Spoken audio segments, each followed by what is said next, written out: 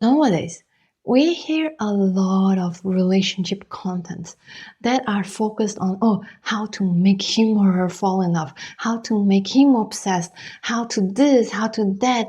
And it is like lots of scripts on how to be something or someone in order to bring in a result in a certain relationship or a certain, like when you're interacting with people, how to magnetize and make other people like really like obsessed with you. However, these kind of things are really, really dangerous, okay?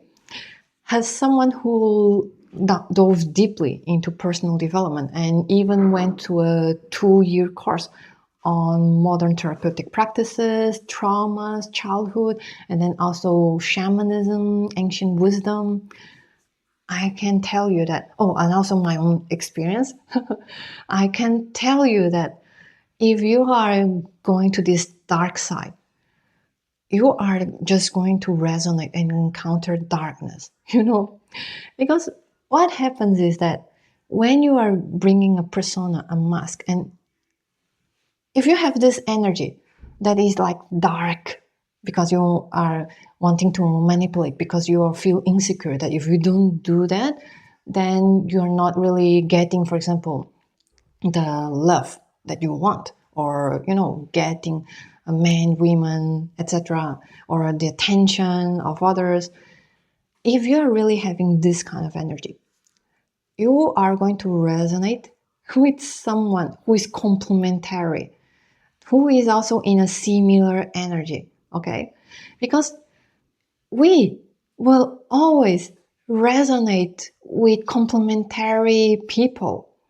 We will always get into dynamics with people who are complementary. We won't resonate with people who are in another frequency, another dynamic, another kind of energy. It's like if you're in a terror movie, you cannot really manifest a rom-com, okay? Like other people who is aligned with the rom-com, they would not align with you. But what happens is that many people, they think they are being successful at first.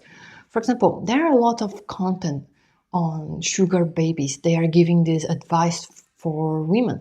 Oh, you make a man fall in love and be obsessed with you by being this unbothered black cat that you are really not showing that you're an easy catch, and you are like withholding the physical intimacy and all and etc., so that he is more mesmerized or magnetized or whatever. Now what happens is that this kind of women, they might have success in dates, in attracting men who might even be obsessed with them. But these men, they are obsessed for the wrong reasons, because they are usually the men who have insecurities and they like the chase of a difficult woman, so that when they succeed in chasing, they now feel validated in, wow, I am capable of having this kind of woman really falling in love with me. And for example, these kind of men, they might have grown up in their childhood needing to prove their worth to even be loved. So the love they received might be might be conditional. So now they are in this dynamic that deep down, everyone wants connection, everyone wants love, but these men, they have this distorted version of love that, okay, love means that I need to prove my worth by putting in the effort. So now these kind of men, they are resonating with you, but are you sure you really want this kind of man?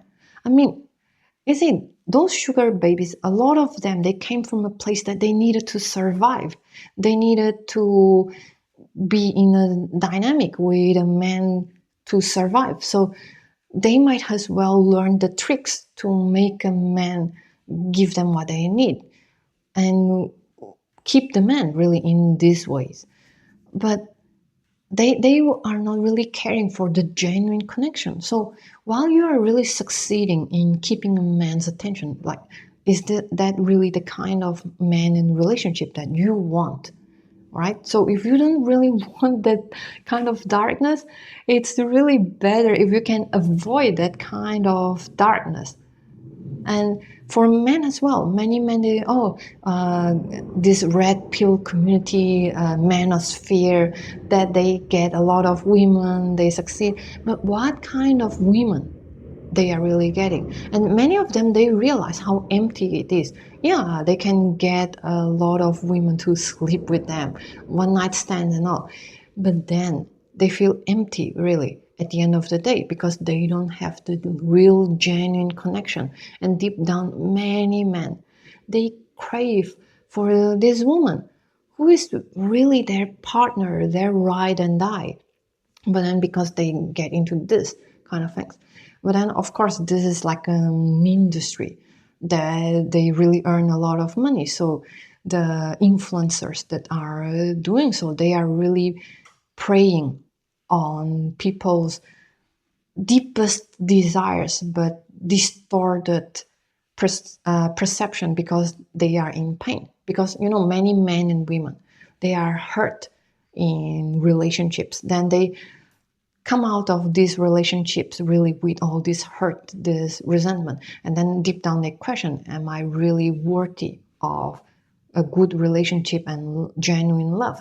Then they come across this content, these influencers that are promising them the world, really. Oh, get a lot of women, get rich, or get a lot of men, they will provide for you and all. And men, they want to be loved by who they are and not by their performance, not by what they give. And what they give is just the result of what the way they want to express love. And then many women, they want to feel chosen, they want to feel secure, but then they are like not really knowing how to do so. So when they come across this content, they think that, okay, this woman seems to be getting a man obsessed with them. They seem to be very secure in that position. Like the man is really obsessed. And psychologically, women, their brains are wired to crave for a man being really into her, because for centuries, for millennia, women, we have always depended on our relationships to survive, like spouses, family. And if we didn't have that, we would really be left to die outside. And only in the past decades, we begin to have more independency. So women, we are more sensitive to the subtleties of a connection. So we pay more attention, like, is this man really in love with me? Because if he is, then I can feel safe. If he is not, then this relationship might be in, not so secure foundations. And so this content, these influencers, they're really catching this deep primal desire of a woman wanting a man to feel even obsessed with them. But then they are not really understanding how damaging this content can be. Because now women, they are feeling, oh, is my worth really just about my, what I can offer physically? So I have to withhold it, and I have to be this kind of unbothered woman, not show my own vulnerability to be valued, which is not true. And I can tell you also from my personal experience and my observations that the more actually a woman can be her authentic self and actually learn relationship skills, not to manipulate, but to actually have more understanding of each other, where each other comes from, and how to actually bridge the gap and have more understanding and connection instead of misunderstanding. If she learns relationship skills for this sake, so that she can be more authentic and let the connection genuinely unfold and grow organically. So it's like a pot of flower, really. So the flower is the connection, like the genuine connection between two humans. And then the pot is how you're taking care of the flower, the relational skills that you are learning. So you'll learn to put the amount of water, you learn to give them sunlight, not because you're manipulating them to really grow faster or etc., but because you learn the things so that the flower can grow. So if it is a rose, it grows a rose. If it is a dandelion, it grows as a dandelion. And if the flower is not there, if the genuine connection is not there, it doesn't matter if you have the perfect sunlight, the perfect pot, the perfect water, the perfect nutrients, really. Then nothing is really growing there. And then this is not the relationship that might be most aligned. So this is important because the moment that you shift this mindset, and this is clear, is the moment that you can actually manifest and align with relationships with people with whom you can have a more genuine connection. And then there is also this saying, like, how deep you can go in a relationship depends on how deep you are connected with yourself. And this is so true because the more connected you are with yourself, the more you also understand your inner dynamics, human nature. And then you're more in tune with yourself, with what you need, what you desire. And now you are aligning and resonating with people who are in a similar level. And I can tell you that ever since I did the inner work, the relationship experience just gets deeper and deeper, really. And the moment, there was a time in the past years where I manifested a relationship where we actually were disconnected, could not connect, could not fall in love with each other, was exactly the time that I was so much about the performative feminine, like, oh, I know enough. I'm already this master in the feminine energy. Like then I manifested the counterpart of it, which is a man who showed up thinking that he knew what was needed. Oh, I plan dates, I do this, and I'm very intentional with this. And we both looked perfect on paper. We chose each other perfectly. And we were both in our performative masculine and feminine. And this is also why we could never really connect, because we were just interacting with our personas and not with our real authentic selves.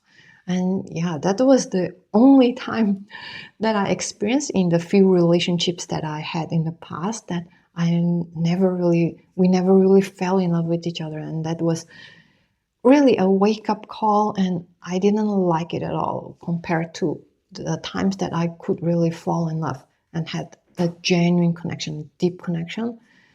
That was really not good at all. And I would not recommend at all. So if you really want to be magnetic, if you really want to have this deep relationship that really resonates and the other person loves you for who you are, then it's hard, but the moment that you have more and more courage to actually be more in tune with yourself, acknowledge what you need and desire, and not and also not from a place of hurt, but really from a place of genuine heart vulnerability. Because, for example, when we come out of a relationship, we can have this energy like, oh, from now on, I want a man who is consistent. I want something that works, or I want a woman who is respect me, and etc. So this comes from a place of hurt. But when you go deeper and you have the courage, really, to sit through with your vulnerability, and you finally realize that I really desire this connection with a man, with a woman that I really desired. This genuine connection that I don't even have the words to put it. And you're really in your heart, you're really in your vulnerability. This is when you are really opening up to the possibility of manifesting a relationship that can be genuine. And when you shift the mindset of learning the relational skills, so that organic connections can unfold easier. So that, for example, if you learn about masculine and feminine relationship content, you want to learn how to understand the opposite gender better, where they often comes from. And you also want to understand, where do I come from? Why do I have certain insecurities and needs and desires? And oh, might be because of this. Then you are better at the relationship dynamics, because now you understand like why men might often say certain things or react or respond in certain ways, or why you might often feel or respond or react in certain ways, and how you can also communicate better.